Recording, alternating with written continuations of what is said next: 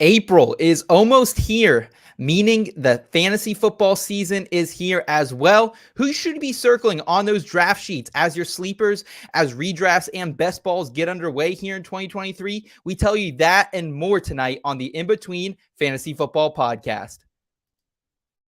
Cause I've been in tune, out of touch, coming off the bench, trying to shake the funk, check your stat line, see who's up, that over under hit too clutch. And I'm trying to avoid getting carried away with the jet sweep, sleeping on a trick play, predicting all of my moves like they seen every play. And so I'm running it back, head down, get out of my way. And it's for the law with only one thing to do. I guess I'll say a prayer and put it all on the line for you. What they don't know, something they haven't seen. I find a gap off the screen and hit them right in between. Yeah, I got it, and I got it. Just one thing to say, yeah, what they don't know, something they haven't seen. I'm off that mean Joe Green, it's got me fading between. Yeah, I got it, and I got it. The In Between Fantasy Football Podcast.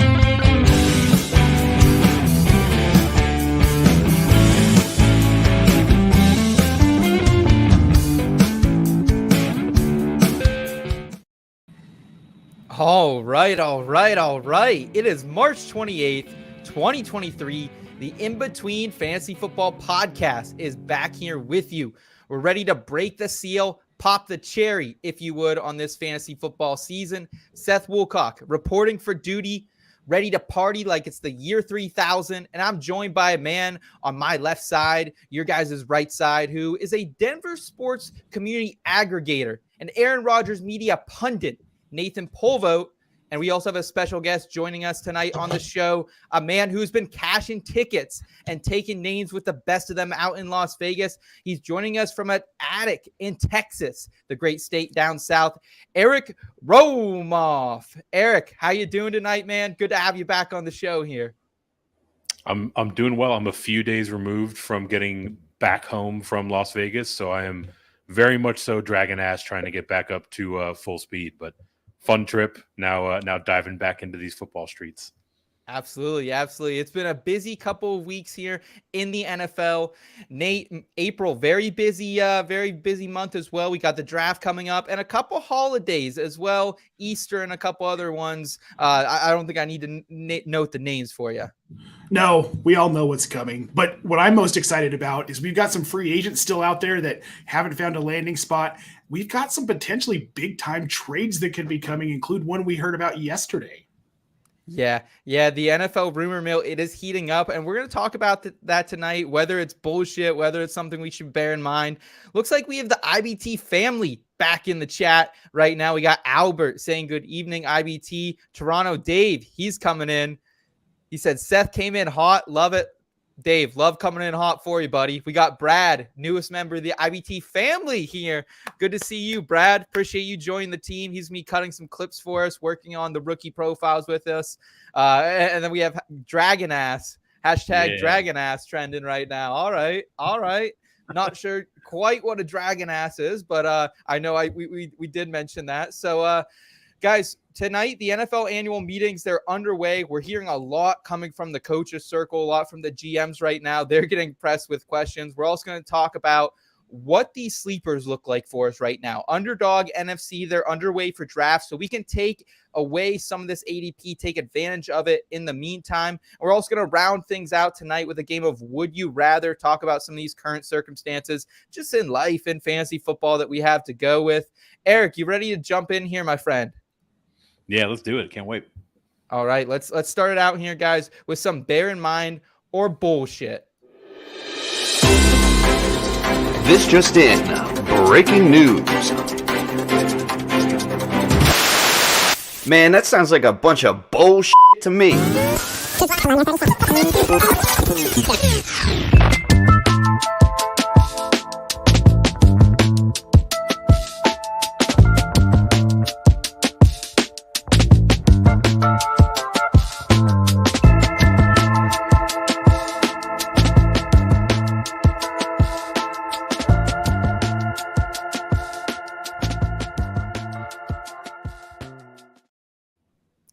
All right. Bear in mind or bullshit, the segment where we tell you, is this something we should be bearing in mind for our fantasy football analysis and rankings, or is this total bullshit?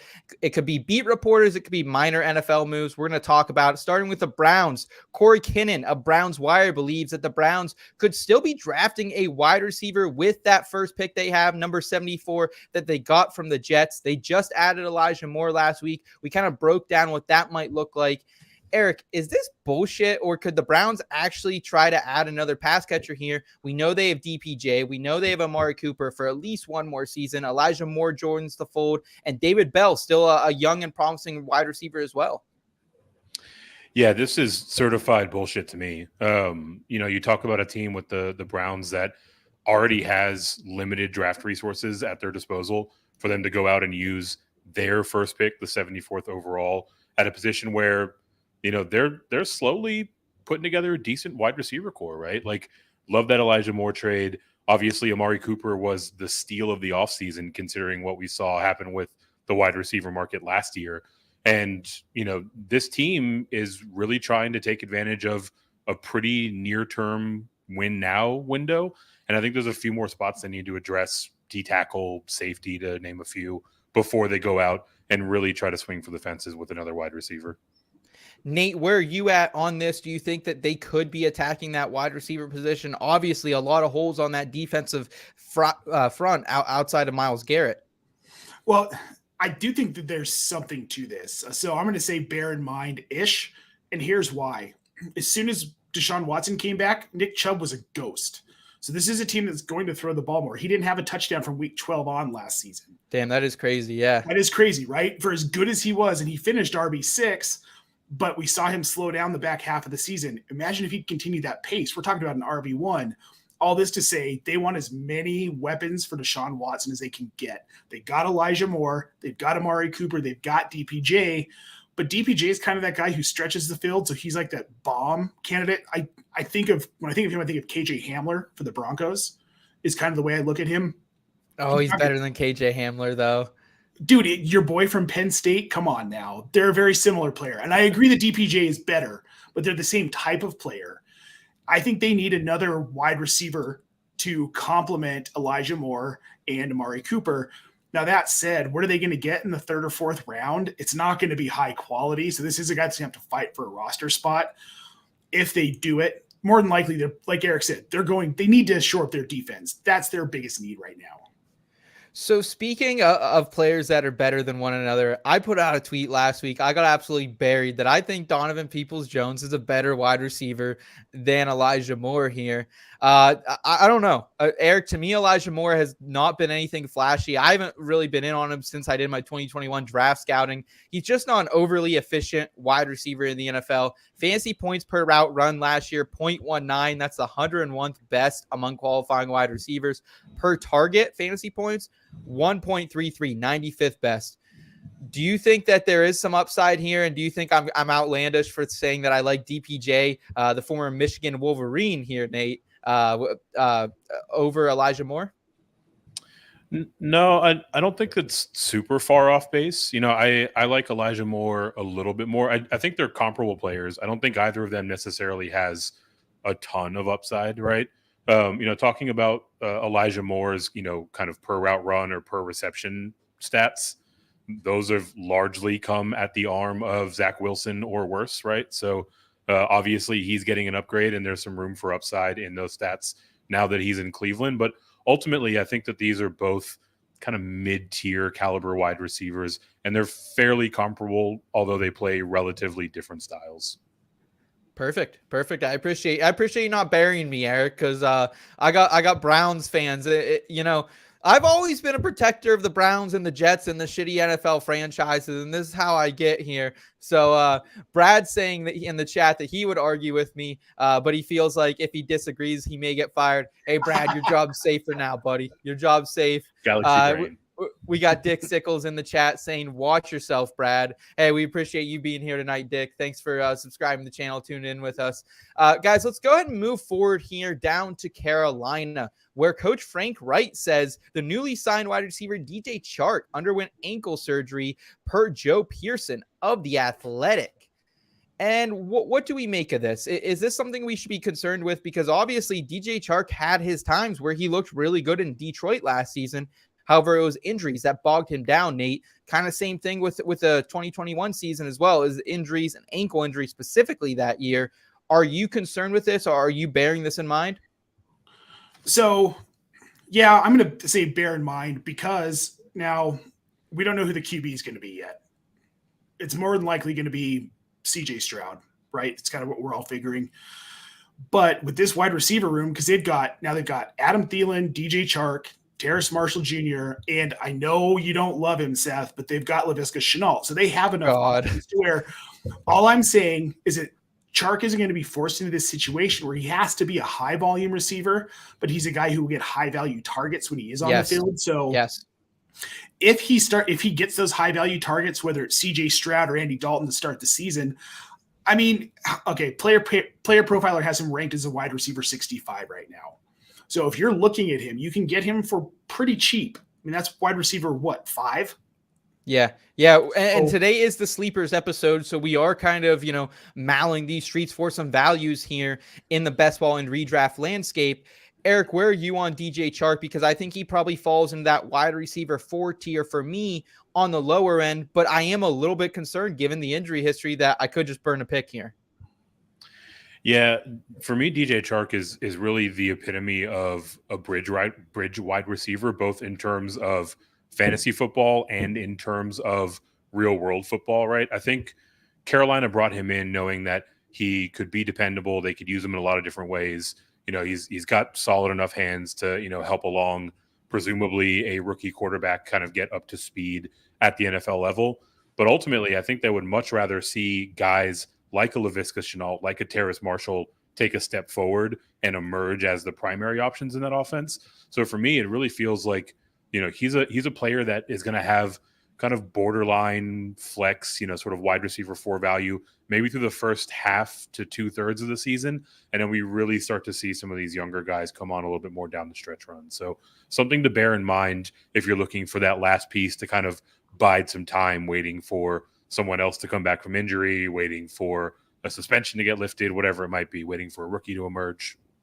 Awesome. Appreciate that, gentlemen. Let's go ahead over to Baltimore, where Nelson Agholor has been recently signed.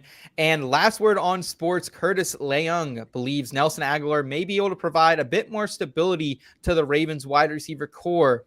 And guys, let's be honest, this was a bit of a shit show last year. This is the same team in 2021 that rolled out Dez Bryant at the end of last season. They're relying on Deshaun Jackson heavily. It's Agholor, it's Duvernay, it's Bateman, given Duvernay does sign back, which he's rumored to right now by our friends over at RotoWire.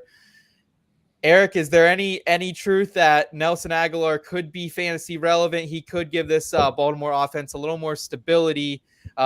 Man, it almost feels like we're back to the beginning with Agholor, where, the whole catching baby meme is rolling around the internet.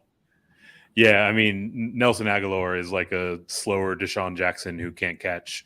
I think the easiest way to put this is Lamar Jackson requested a trade from the Baltimore Ravens several weeks ago, but he decided to go public with that request not long after this trade, this acquisition was announced, right? Like just more of the same in Baltimore. This core leaves a lot to be desired. Obviously, I think it's more of a money issue with Lamar, but he can't feel like he has a very good supporting cast, even though they went out and added a guy who can't catch in Nelson Agholor. Yeah, Nate, and any fantasy relevance here for you? Is this a load of bullshit as well? This is a load of bullshit. This guy had the opportunity to be the wide receiver 1 in New England last season. He couldn't do it. And who is he competing with? Jacoby Myers. Okay, Jacoby Myers. Everybody's in love with Jacoby Myers, even though the guy couldn't catch a touchdown pass his first 2 seasons. Easy on Jacoby. And Devontae Parker, who is an over-the-hill wide receiver. Look, his contested catch rate last season was 28.6%. That's awful. That's not stability. That's not a reliable target for a guy like Lamar Jackson, who is a very accurate passer. But then if you want to look at his PFF grades for this season, he was over 60 4 times the entire season. Otherwise, he was in the 50s, even as bad as the 40s, which this is a play-by-play grade. These are people watching this on a very it's not a subjective scale. It's very objective, right? He's bad. And he's been, and we keep waiting for Nelson Aguilar to like be this all-star receiver. 2020 was lit. We cannot forget 2020. That was a great season. I was all the way in. He carried me. 2020 was in the lit. Scott Fish Bowl that year. Wide receiver 34 Yeah. is lit. Look, dude. I mean, look at him he had 3 games where he didn't even have a target. He was on the field. He had snaps. He didn't get a target. Then he had 3 more games where he had a target but didn't catch the ball. And he had 2 touchdowns. That's not stability. I think the bottom line is that he is a little bit better than the James Proches, the Tylan Wallace, the Andy Isabella on that roster right now. A little bit. However, I don't think he's going to be fantasy relevant. I don't think this pass catching group outside of Mark Andrews and Bateman is anything to write home about here. And I think they will have to go rookie early in the draft to address it. Let's move forward. Let's move forward to something a little bit more fantasy relevant, I believe. Bigger Smith Jr., that is, chooses the Bengals over other offers because of the cast and a chance to win, per our guy Peter Schrager over there, Good Morning Football, NFL Network. Big Irv Smith has been a lot of hype since his days at Alabama here, Eric. I mean, absolutely electric player in college. He's still a really exciting player to watch when he's healthy. He just hasn't stayed healthy. I mean, obviously the Vikings, they were ready to move on last season. They bring in TJ Hawkinson. Is there a chance that there's some fantasy relevance here, or is this complete bullshit with Big Irv joining the cast over there in Cincy? Yeah, I mean, I think you can really look to Hayden Hurst's season from last year as a pretty reliable projection for how they're going to use Irv Smith this year, right? He's going to be clearly pushed down the pecking order in terms of receiving priority. And every now and again, he'll have a week where his 3 receptions for 20 yards, one of them happens to be a touchdown, and he sneaks into the, kind of back end of tight end 1 territory. And then he's going back to getting you 4 points a week, right? So, I'm not necessarily excited about this play. I understand his logic, right? I do think that his chances of winning a title are better with the Bengals than they are with the Vikings. But ultimately, they just don't use that position in that way. And then on top of that, you have to worry about his ability to stay healthy. And Nate, this is a loaded draft class for tight ends as well. So I wouldn't be surprised if the Bengals go out, spend a second, third, somewhere in that day 2, day 3 range, pick on a tight end, get themselves a Luke Musgrave, maybe a Dalton Kincaid if he falls there as well. A really great class as well. So maybe, but look, this is bullshit because at best, he is the 3rd best target. 3rd option for Joe Burrow on this team. And like you said, they don't use the tight end. The guy averaged 21 air yards per game last season. He only had 36 targets the entire season. And I know they brought in TJ Hawkinson, but it's not like he was exactly hot before Hawkinson came in, and he can't stay on the field. At best, he finishes as a mid to back end tight end 2. And that's not a compliment because we know what the tight end landscape is in the NFL. There was 100 points between tight end 1, Travis Kelce, and tight end 2 last season. 100 fantasy points. So roster him if you want, but if you're expecting some sort of resurgence of Irv Smith, I've got bad news for you, man. It ain't happening. Okay. Nate, I'm sure you'll be crushing on him at some point during the season as we get into that dreaded tight end landscape. I don't know, man. You've had some crush on some shitty tight ends over the years. We got Dave in the chat saying back to the Nelson Aguilar interview. What an iconic interview that was. Incredible. Absolutely. I mean, when you're catching babies outside of a burning building, and then you have the nuts to drop a Nelson Aguilar reference on live television. Great interview. If you guys haven't seen that, absolutely have to.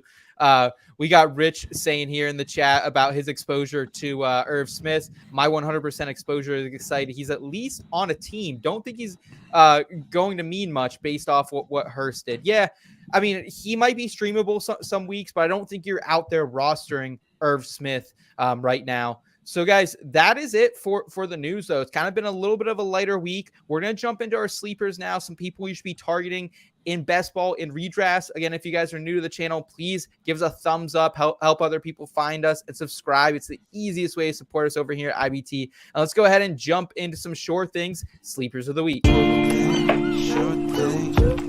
It's the sure thing. Sleepers of the Week.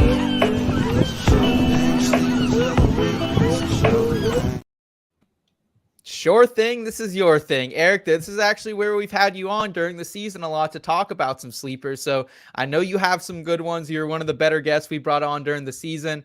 I want to throw it to you, man. If you're playing in a redraft here coming up in the next couple months, or just best ball right now, NFC underdog, who's someone we should be targeting? We're looking at players with 150 plus ADP. Yeah, the first name that I want to mention is Rashid Shaheed, right? Very quietly, he put together a pretty solid rookie season overall, right? Obviously, we had guys like Garrett Wilson, we had guys like his teammate Chris Olave that really jumped off the page. Christian Watson obviously exploded down the stretch run, but you look at it in kind of the context of rookie wide receiver seasons in general, and Rashid Shaheed's 500 yards, 2 receiving touchdowns, largely coming from the arm of Andy Dalton, is pretty solid. And then you double click a little bit further and you see that among all rookies with a qualifying number of receptions, he is the leader in yards per reception, 17.4 yards per catch. So very much so has that explosive upside that makes him an interesting target in best ball, like you mentioned. But all of this is under the pretense of Andy Dalton under center, right? Now we have what I consider to be a pretty significant upgrade in Derek Carr heading to the Crescent City. So I love getting Rashid Shaheed at these kind of mid 150 ADP, right? He's sitting as wide receiver 67, and he definitely has that upside to pop for you and win a couple of weeks. That's a really trendy pick. I like that, Eric. Any worry that Michael Thomas could get back and he could have a clean bill of health? He's not 100% already. We know that. We just heard a report this week that he's not 100%. Any worry that Rashid could maybe fall out of the way here? Obviously, outside of Chris Olave, he was their best pass catcher last season. I mean, in theory, that could happen, right? But I'll believe Michael Thomas staying healthy for a full season when I see it, right? Like the last seemingly 4 years, right? It hasn't been quite that long, but I mean, Michael Thomas hasn't been able to stay on the field, and every time that we think he's had a long enough layover to get back to 100%, all of a sudden this thing is lingering, this thing's reaggravated. You mentioned that report that it sounds like he's still dealing with some injury issues, and I mean, we're not even into camp yet, right? So yes, that could happen if he does stay healthy, but Michael Thomas staying healthy is a huge if. Yeah, it's been so long since Michael Thomas has been healthy. Like I was a senior in college, which at this point is about 3 or 4 years ago when he was actually like relevant for fantasy football. So it takes me back a little bit in time, pre-COVID that is as well. So yeah, it's been a minute here. Nate, who is your sure thing sleeper that you're targeting here early in the offseason for our listeners? So my first one is Paris Campbell. Now he's on a new team. He's with the New York Giants, but it appears unless they do something in the draft, this guy's going to start the season as their wide receiver 1, right? Who's better than Paris Campbell on this roster? He's listed as a wide receiver 1 on the depth chart. We've been waiting to see what Paris Campbell could do over a full season, which we hadn't. He hadn't played more than 7 games in the first 3 seasons of his career. We finally saw 17 games, and he finished. Now, it's not sexy, but he was wide receiver 48, so he's like a wide receiver 3-4, somewhere in that range. But look at the quarterback play he had. Over the hill, Matt Ryan, Sam Ehlinger, Nick Foles, Matt Ryan again. It wasn't great, but he actually produced fairly consistently. Like the guy was catching 63 catches on 91 targets. He had 623 yards, played all 17 games. And the issue with Paris Campbell has always been durability, right?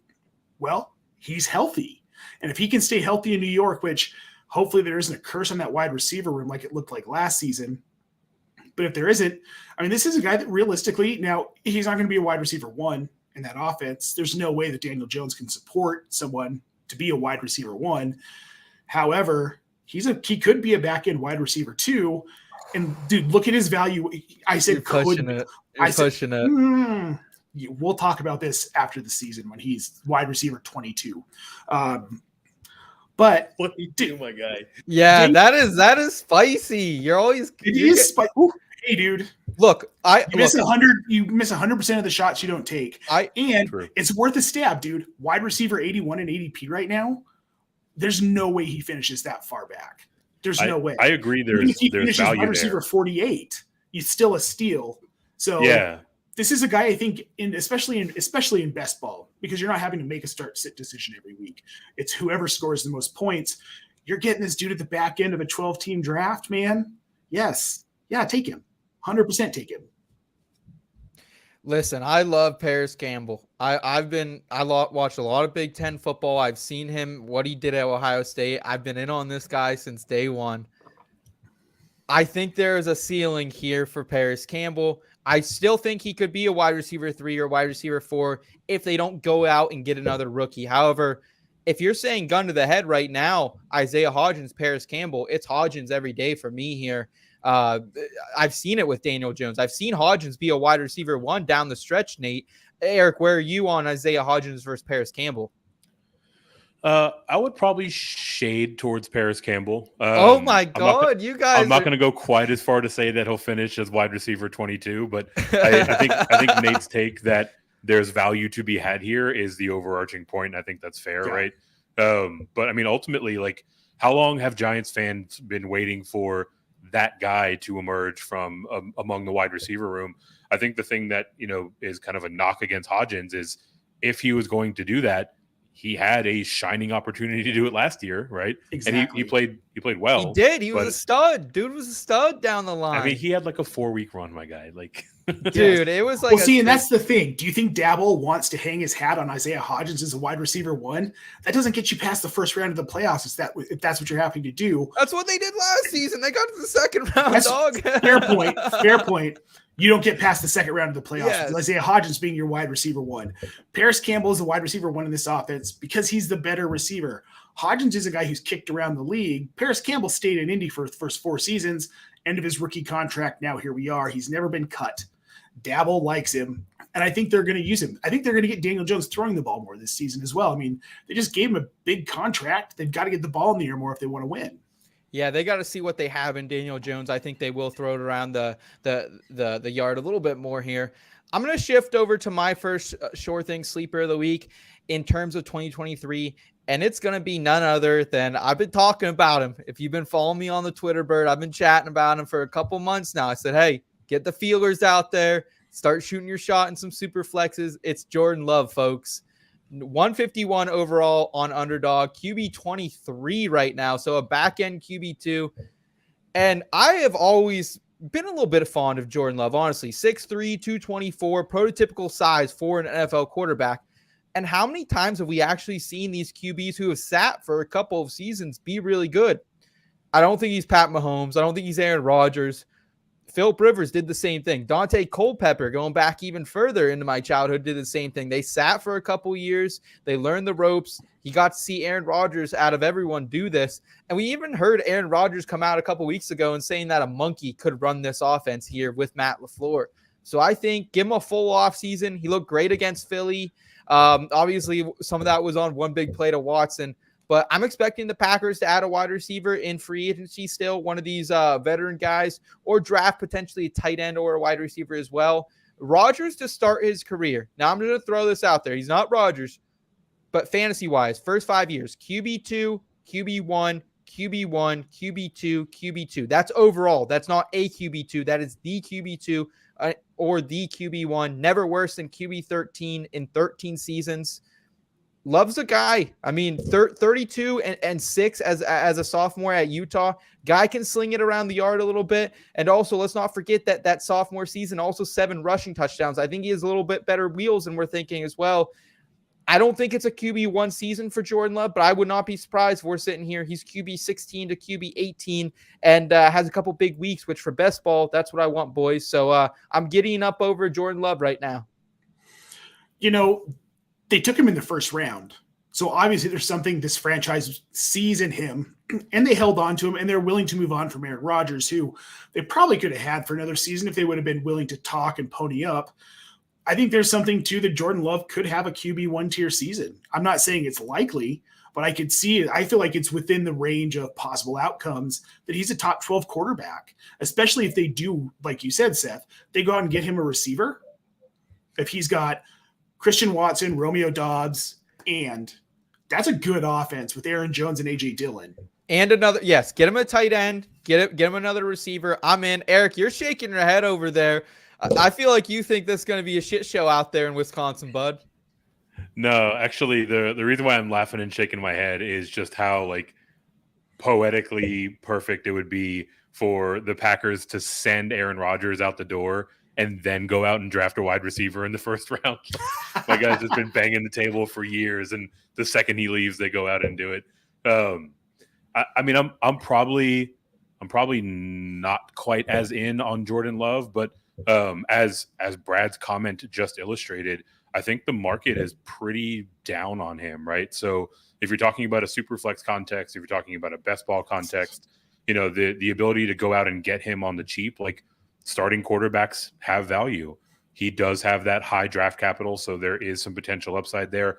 I think the very small sample size that we've seen of him has been a little bit more bad than good, right? He had that one Kansas good City game against Philly Yeah. that had that huge chunk play in it. But ultimately, like, he's still a developmental piece. And if you can go out and get a guy like that off the scrap heap for pennies on the dollar, like, those are the little incremental moves that you can make in a dynasty context that will absolutely, you know, build some momentum and put you in a position to win a title a few years down the road. I mean, honestly, I'd rather take a shot on him than Derek Carr as my QB2 in a Super I Bowl. agree. I'm the same way. I feel the same way. I just think there's a little bit more upside for a cheaper price. Brad's saying he's all the way out on Jordan Love, like the distance between USA and Australia out. And you know, to your point, Eric, I think a lot of people like Brad are going to be out. I think you're going to get Jordan Love in super flexes this year. Very, very cheap. Also want to give a shout out to our guy, Dave Stewart, in the background. Kyle couldn't be here, our producer. So Dave's filling in. So Dave, thank you for filling in, bud. We appreciate you. Oh, Dave. He's saying Dante Culpepper played during his first marriage. Yeah, I was about 5. I was about 5 or 6, Dave. So I was having a marriage with Kelly Kapowski off of Saved by the Bell. Yeah, Eric This guy knows. She's gets it. way too old for you, Seth. Hey, you never know, man. You never know. She's too old for me. Oh, easy on Miss The Kapowski boy can there. dream, Nate. Yeah. That's a fair point. Speaking of a boy can dream here, Eric, let's get to your next sleeper here. I know it's someone I am fascinated to hear about because he's another one that everyone is just absolutely all over the place on this player you're about to talk about. Yeah, for me, it's Tank Bigsby, right? You look at a player, he's sitting at 187 overall. He's running back 56 off the board. And, you know, as we get later and later into the rounds, especially in best ball, you know, speculating in the rookie market is a really good way to get solid upside into your roster, right? There's obviously risk that's involved with that, right? There's a lot of unknowns depending on, you know, where he lands, who else is on the roster, what kind of system it is. But ultimately, if you look at Bigsby, this is a guy that's coming off of back-to-back 10 touchdown seasons. He's just a hair over 1,000 total yards in each of those 2 seasons. Super solid after contact, forced 60 tackles to be broken or missed last season.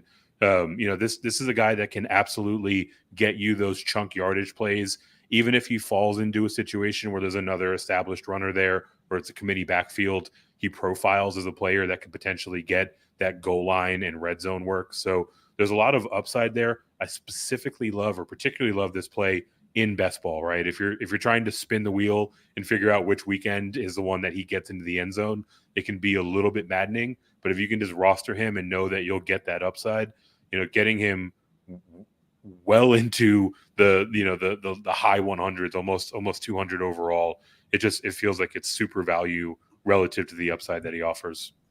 Tank Bigsby, he's been compared his running style to Nick Chubb. He's not much of a pass catcher, but he can get it ground and pound style. My biggest issue when evaluating Tank Bigsby is the offensive line play this season was so bad at Auburn that when they played Penn State absolutely took it to him. Bigsby did nothing. Same with the season before because of this offensive line. Where do you see him? Where would be best case scenario for him to land for you, Eric? That's a solid question. I guess it sort of depends on where his draft profile fits in. Okay. I could see like the Eagles taking a late look at him. We know that they love to trot out a ton of running backs in their committee, and their offensive line play is always pretty solid. If he slips a little bit, maybe the Ravens. They also love to have a ton of running backs Yes, back yes, there sir. Yes, and sir. utilize guys for what is their perceived specialty. So those are places that the backfield's a little bit crowded, but I do think that he would be near the top of the list to score the majority of the touchdowns for those teams. Okay. Nate, any thought on Bigbsy here? Obviously, Dave actually did a profile over on the IBT site recently. He compared him to Nick Chubb. Where do you have Bigbsy? Are you going to be targeting him in best balls? Because at this price, I'm taking the shot, even though he is hard to profile, I feel like. At his ADP, honestly, we're talking about running back 56. Absolutely. I don't care much about some of the knocks on him from college. Like you said, Seth, the offensive line at Auburn was horrible. What does concern me is if he ends up on a team in the NFL his rookie season with a horrible offensive line and he can't overcome that. But we've seen there's less chance that happens to him. I like Bigbsy overall as a prospect. I've liked him since midway through the college season when I started paying attention to him.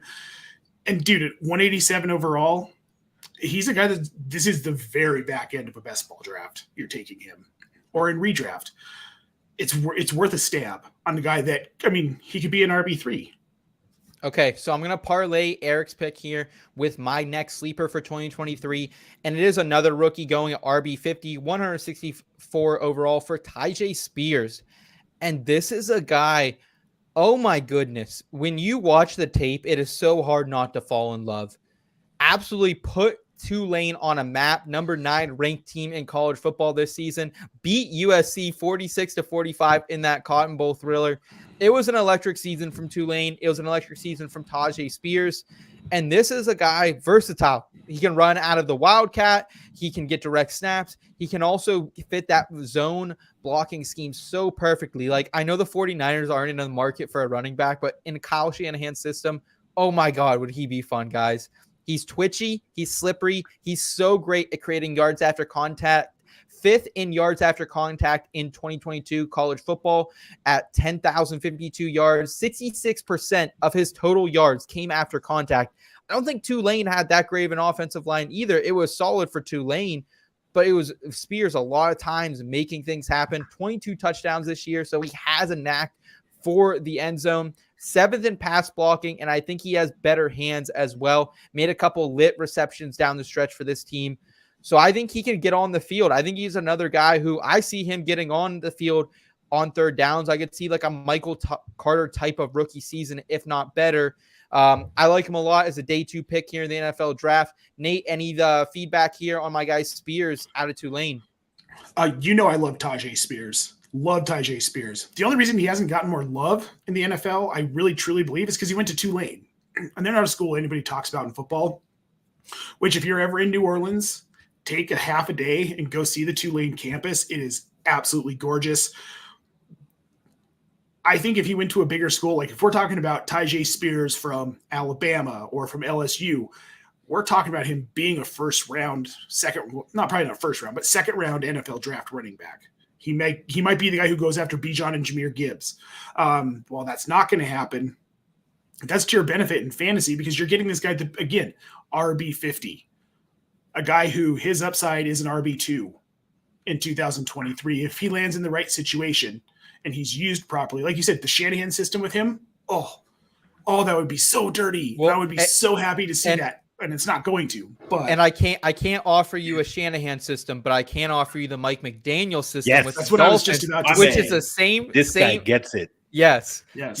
And so I love him there. I would love him as a change of pace guy for Nick Chubb in Cleveland. I think that would be a really good fit. Obviously, a little bit lower of a ceiling there. The Chargers, they might be out on Austin Eckler, so he could fill a role there, or the Bills. That's where I'm at on it. Nate, you have another landing spot you like? Well, interesting what you just said about Cleveland.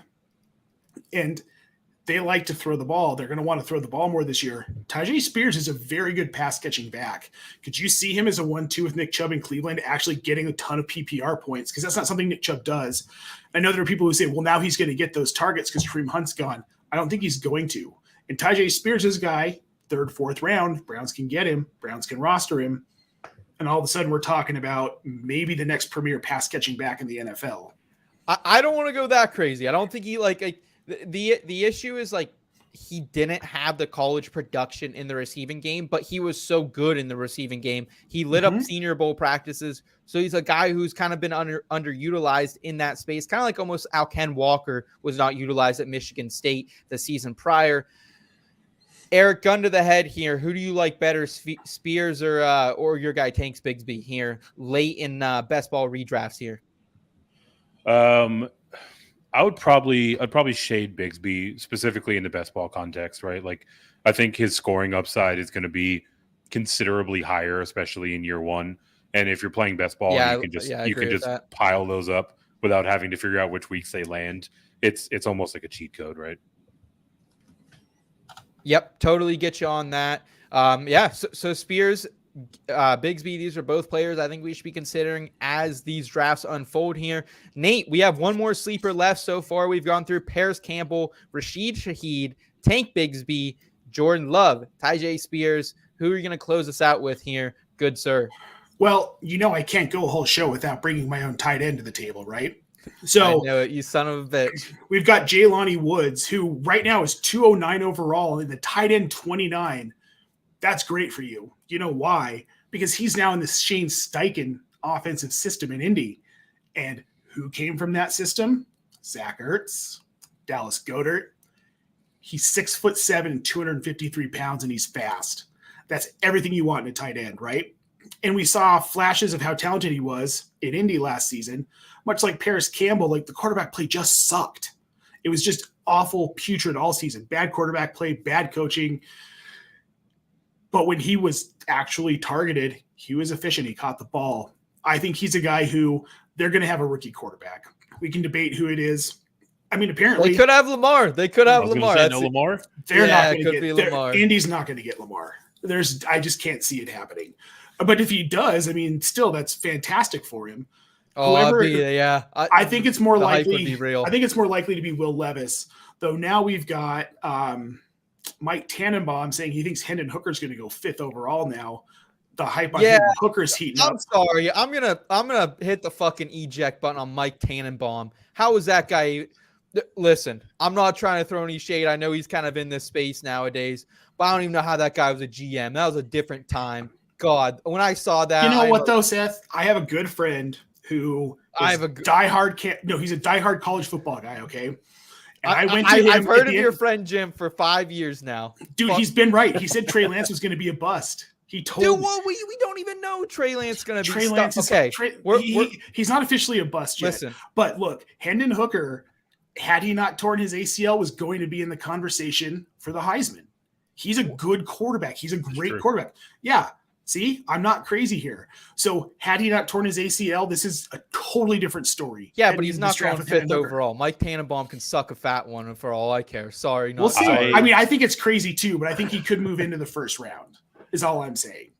But I hate so much that this story is out there because Hendon Hooker is who was hoping my Texans could kind of sneak in like a late second, early 3rd round pick and scoop him up for a little bit of prospecting. But I do think the hype is going to build to where he ends up in the first round. Jim Irsay is the kind of guy that would go after a Hendon Hooker at 4, man. I mean, no. I'm not saying it's the right call.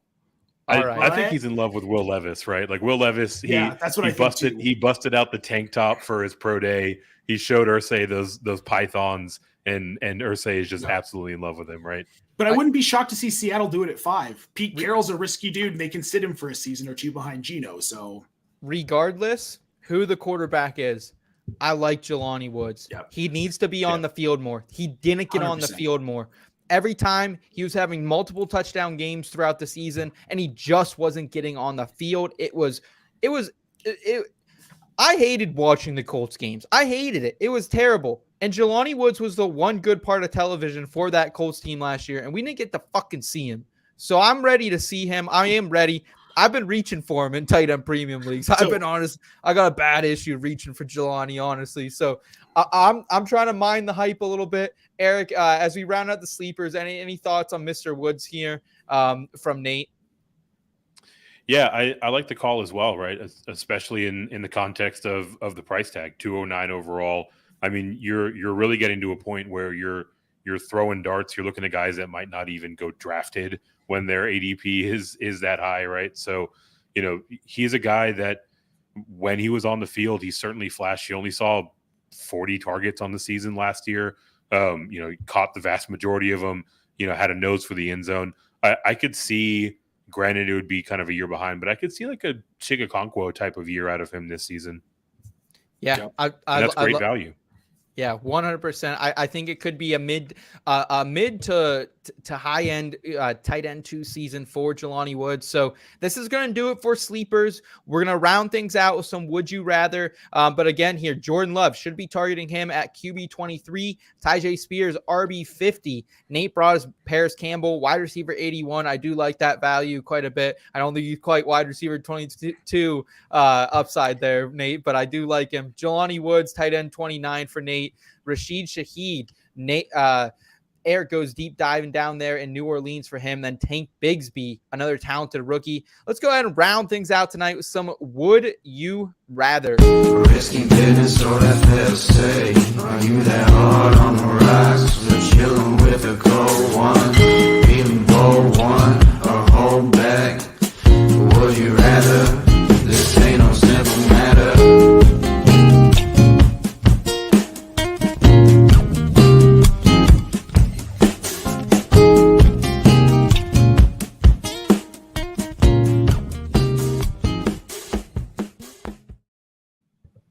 All right. Would you rather? It's a simple game. We'll give you 2 options. You have to tell us which you would rather do. This is a themed, just for, late March, early April type themed would you rather game. So let's start it out here. Opening day is on Thursday. MLB gets underway. Would you rather attend an MLB opening day game with the Juice, OJ Simpson, or a Final Four game with Sam Bankman-Fried? Of course, everyone knows Freed from the whole NXT thing and everything going on there in the crypto world. Eric, I want to pass it to you, man. I know you're quite a college basketball guy, so this might be a loaded question, but would you rather attend a Final Four game with maybe one of the most wanted people right now? Obviously turned himself in, did the right thing, but let's say he's out on the streets, or he got an MLB game with the one and only the Juice. Yeah, I mean, this one's pretty straightforward for me, right? Like, I'm fresh off of Vegas, where I went to that Western Regional, got to see the buzzer beater there in the Sweet 16 between UCLA and Gonzaga. And also, baseball kind of sucks. Sorry. Like, new pitch clock. We got a new pitch clock, baby. Yeah, so, I mean, like, that's all you need to know about baseball, right? Like, their answer for solving baseball is, like, get it over sooner, right? Like, a Final Four game is going to be absolutely electric. I would be worried about catching a case for just associating with either of these guys, right? So I might be like just kind of chilling in the corner of the suite. Yeah. But if I have to be in the situation, it's clearly the Final Four game for me. Okay, Nate, you hitting up MLB opening day with the Juice, or you also taking the nerd over here with Sam Bankman? So we used to go to opening day every year here because Coors Field is a dope stadium. Whether the Rockies were good or not didn't really matter. Regardless of who I'm going with, my liver can't handle that level of drinking anymore because those are 1:00 games, and you get to the park. We would get to a bar and start drinking at 10 a.m. before the games. I can't do that, especially with OJ, because I might not end up going home. So he's going to find me in the alley with my throat slit, right? And I've never been to a Final Four game. And I don't care who I'm going with. At least this guy is like a white-collar criminal, not a murderer. So I'm taking the Final Four game, man. Allegedly, an alleged criminal. Come on. Let's keep that in mind, guys. We don't need to catch. Here. Yeah, we don't need to catch a case here from OJ. Dave, I'm going to tap into our producer backstage. Dave, I don't have an opinion on this because I don't want to catch a suit or anything. Where are you going here? MLB opening day with the Juice or Sam Bankman-Fried Final Four? I got to admit, man, I am all about MLB opening day. In fact, I'm kind of shivering right now because it's only 2 days away. And I don't want to spend any time with OJ or be associated with the man. However, I would die to go to an opening day game. And, like I said, I just made the comment in the comments here that full vouch for Coors Field, like Nate said, that is a really great stadium to catch a baseball game in. But, I'm as scary as it is to admit it these days. I am a Detroit Tigers fan. If I could be in Comerica Park this Thursday, that would make me smile year to year. So, Okay. whether I was with OJ or not. Okay. And I don't mean the ear to ear. That was actually a really bad term to use there. But anyway. All right, Dave, we're gonna leave you up there in our new producer window, getting a little more fancy over here. Let's go on to the next would you rather question here. Would you guys rather bet Aaron Rodgers plus 1,600, Justin Fields 20-1, or Kenny Pickett 45-1 to win NFL MVP? Eric, I want to start out with you, man. You've been hot. You've been cashing those tickets. You've been hitting green screens over there at Green Screens Media.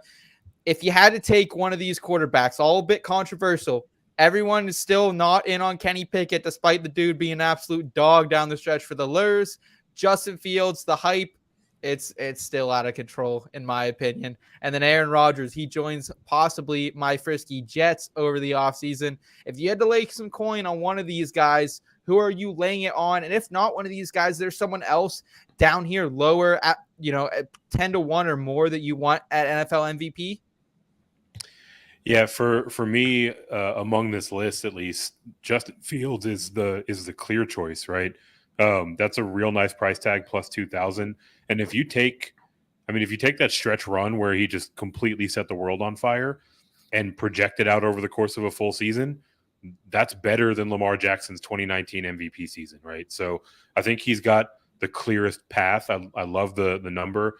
The only thing that I think Aaron Rodgers has working in his favor, assuming he gets to the Jets, is that he's playing in the New York media market, right? So everything is going to be over the top in terms of hype. But practically speaking, I think we've seen Justin Fields flash a MVP caliber season as recently as last year in Chicago, and that entire offense is going to be on the upswing this year.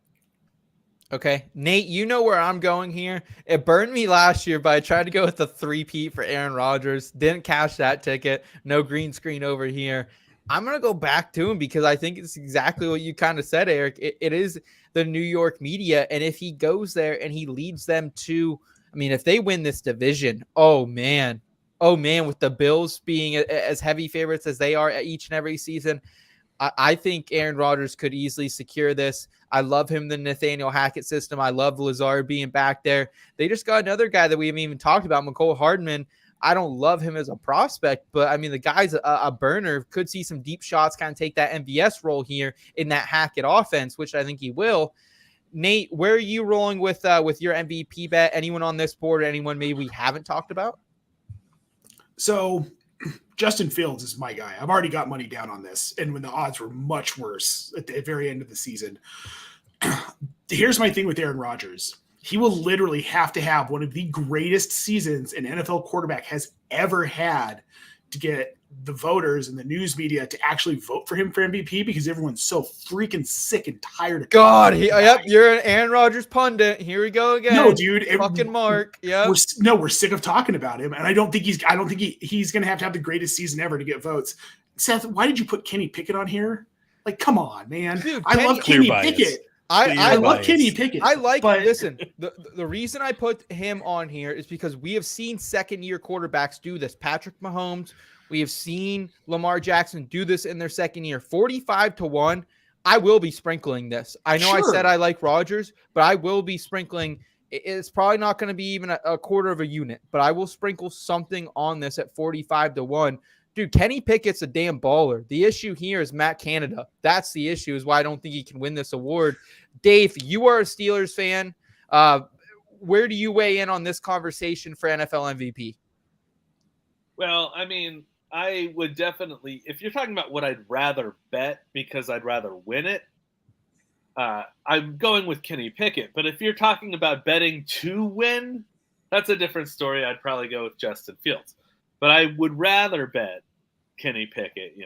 So would I. That's my guy. That's to the moon, Kenny Pickett. I already have a reputation. Actually, I was gonna say, in previous times that we've been on streams together, Nate, I get like low-term PTSD from seeing the Cordell Stewart jersey in your background. We as Steeler fans, I mean, granted, Ben Roethlisberger, whether you like him or not, performed on the field, but we as Steeler fans have had few and far between good quarterbacks, from Terry Bradshaw to Ben Roethlisberger. So, I mean, yeah, is it bias? Is a little Homer syndrome? Sure. But, we have a big reason to want to believe in Kenny Pickett. Sure. I'm not saying I don't believe in Kenny Pickett. I love Kenny Pickett. But yes, the safest bet. If you're asking me what's the safest bet here, I'd say I'd prefer to put my money on Justin Fields. If it mattered to me whether or not I was losing the money, that's where I'm going. Okay, we got Dave and company here saying they're on that Justin Fields 20-1 right now. So get down on that. That's something you guys are interested in the future market here for the NFL. We're going to talk a lot more, hopefully next week, about some of these future win totals and some other bets we can take advantage of here early in the market. Let's move forward, though. Would you guys rather, big news today out of the NFL, they are now going to allow the number 0 jersey in the NFL. And none other than Calvin Ridley gets on the board first, takes that number over for the Jacksonville Jaguars. Great story from Calvin Ridley. We talked about it on the show. If you guys haven't read his Player Tribune piece from a couple weeks ago, please do it. Just have a lot of admiration for that guy. Would you guys rather rep the number 0 Calvin Ridley jersey or the Jets Aaron Rodgers jersey? Dave, I'm going to go right back to you because I know Nate's sick of talking with Aaron Rodgers. So I know he ain't going to you're one-sided here, Nate. You might be booted from the stream here pretty soon, bud. Where are you going here, Dave? You know what? I'm going to rock the Aaron Rodgers jersey with the Jets. No disrespect to Calvin Ridley. I don't really want to have the number 0 on my chest. I mean, I get that some people like it. It's not my thing, but I feel like a Jets Aaron Rodgers jersey is the kind of thing that would be like if you had again, I'm old, so pardon my old reference, but if you had a Franco Harris Seattle Seahawks jersey, that's just something that nobody else has, And then I'm not saying that Aaron Rodgers' jersey is probably going to sell more than Franco Harris's Seahawks jersey ever did. I'm probably buying one. To be honest, I'm probably buying the Aaron Rodgers. It's the one that doesn't look right. You think Aaron Rodgers, you think the Green Bay Packers. Aaron Rodgers with the Jets, it doesn't look right. And then for that reason, I think it'd be something more unique to own, I suppose. Okay. Eric, where are you at here on the jersey? How do you feel about the number 0 overall? And would you be intrigued to purchase a number 0 jersey or that sweet gang green jersey for Aaron Rodgers? Man, this one's pretty open and shut for me. I am heavily invested in Calvin Ridley in dynasty context. I really appreciate and respect that article that dropped a few weeks ago that you mentioned. And unlike Dave, I'm on the exact opposite end of the spectrum. I think number 0 jerseys are super clean. Almost anyone that's out there rocking a 0, better yet, a double 0, I'm going to be in on. So I'll err on the side of Calvin Ridley for all of those reasons, but also I'm real close to Nate's end of the spectrum, right? Like I'm not going to go out and get a New York Jets Bozo the Clown jersey to be repping with Aaron Rodgers. Like I am so done with this dude. If he even makes his way to New York, it sounds like he intends to, but he's still being super cryptic. We're not entirely sure he's going to get there. Yo, don't lay this on Aaron Rodgers' feet. This is Goot and John and the boys. How perfect would it be for the Jets when the music finishes playing, everyone sits down in their chair. Lamar Jackson is a New England Patriot, and the Jets, of course, miss out on Aaron Rodgers and have to go just scrounge through the scrap heap to find someone at quarterback, right? Like that would be the perfect Jets story. You're sick. It's probably unlikely. But point being, Calvin Ridley, number 0, I'm all in. Nate, any thoughts here? I've cut you out long enough, my friend. I apologize. I love you. No, I'm taking the Ridley jersey because I'm not going to wear the jersey of someone I'm tired of talking about. Look, dude, you know how we start our mornings. We start our mornings watching Good Morning Football. As soon as it goes to any talk about Aaron Rodgers, we change the channel. That's how tired I'm just. This has been a whole dramatic saga. His jersey can stay in New York. Give me the Calvin Ridley jersey. The dude's kind of a hero. I'm rocking it. I'd I'm rather buying. rock I'm buying the jersey. green one. I'm buying the green one. I need a St. Patrick's get up, so I'm going Aaron Rodgers. I'll be here repping it, so you can talk about it more next year. Uh, looks like we got some activity in the chat before we move forward and close out the show. We got Dee Dee, thanks for tuning in tonight. We appreciate you. Hope the weather's getting a little bit better up there in California for you. And we got Brad saying Calvin Ridley. I'd rather having Nathan Peterman Raiders jersey than a Rodgers jersey. That's a little harsh, sir. Brad. A little harsh. Me too. And I'm with you, buddy. we got Dick in the chat saying what I would give for a Ridley Jaguars #0 jersey. So I was meaning to bring this up at the top of the show, but I did not. We do still have our giveaway going. We do have some people entered, though. We have about 7 to 10 people entered. So just give us a thumbs up right now. Like put some type of emoji in the chat. If you're subscribed to the channel, we'll enter you in this as well. That's going to be the quickest way. So just give us a thumbs up or something in the chat. Let us know that you are subscribed to the channel, and we'll get you entered in that Keyshawn Nixon salute to service helmet autograph from the Packers. Best kick return in the league. You guys want a part of that. He's back with the Packers already. And Eric, I believe you have a little bit of a giveaway you'd like to also give a little shout out to over there for green screens. Yeah, for the entire month of March to celebrate March Madness, we were giving away an autographed college basketball jersey every single week. Woo! This week, you still have opportunity to get into our last giveaway of the month, and it is a doozy. We've got a signed Jalen Wilson jersey from last year's title run. So it's got the sick NOLA Final Four patch on there. Obviously, the Jayhawks came up a little short this year. Jalen Wilson is likely headed to the lottery in the NBA, but this is still an option for anyone to get in the mix. All they have to do is subscribe to our channel on YouTube. It's Green Screens Media. We'll actually be live tomorrow night doing that drawing. So not too late to get into the mix for that as well. Fuck yeah. Fuck yeah. We appreciate that, Eric. We appreciate you looking out. I know I'm going to get over there. Guys, make sure you're at getting on green screens here at YouTube. What is the handle here on YouTube one more time, Eric? It is Green Screens Media. Okay. So, hey, I love that you guys use media in the title because no one else does that. And I appreciate you. You know, we got original. a little. Yeah. Hey, I love it, man. I love it. It looks like we got some green screen love in the chat already. I'll make sure I add them. Dee Rich here to the and Brad, you can't win it. You work with us now, buddy. I apologize. So you're out of the running there, but I'll make sure I add you guys to the Keyshawn Nixon giveaway here. That's about all, though, for the In Between Fantasy Football podcast tonight. It's been a blast, Eric. Tell us one more time how we can best support you, our friend. And thank you so much for coming on here. I know you got kids. I know you got a lot of responsibilities over there. So we appreciate you making time for us, man. Yeah, always appreciate swinging through with the IBT fam. Best way to find all of my work is over on my Twitter handle. It's @FantasyNav. The vast majority of that work here lately has been college basketball focused. So if you get over to Green Screens Media, we're still breaking down the tournament. We'll be breaking down the Final Four and a very, very busy transfer portal season already. On Friday, we'll be back live again talking about college basketball DFS for those Final Four games. So still have a few more live streams that can help you see some green screens before the season's over. And then we're on to off-season mode, starting to interview some coaches and players as we get into the off-season. Well, I'll tell you, man, I need your guys' help because every time I follow you, I end up winning. And I'll be honest, I get a little handsy. I got to stay away from the DraftKings app on my phone because I just have money on there. I'll throw $5 on an underdog money line. Doesn't hit.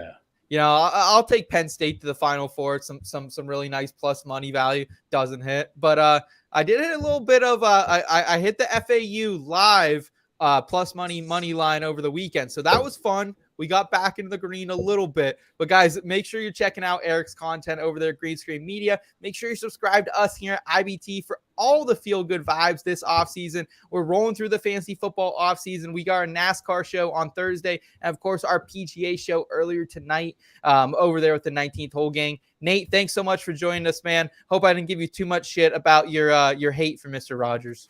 Look, you can give me as much shit as you want. I don't care. I'm 41 years old, Seth. I've gotten so much shit in my life. It's fine. Aaron Rodgers sucks. Okay. Oh, Hey, I will not condone that. Retweets are not sponsorships on this channel.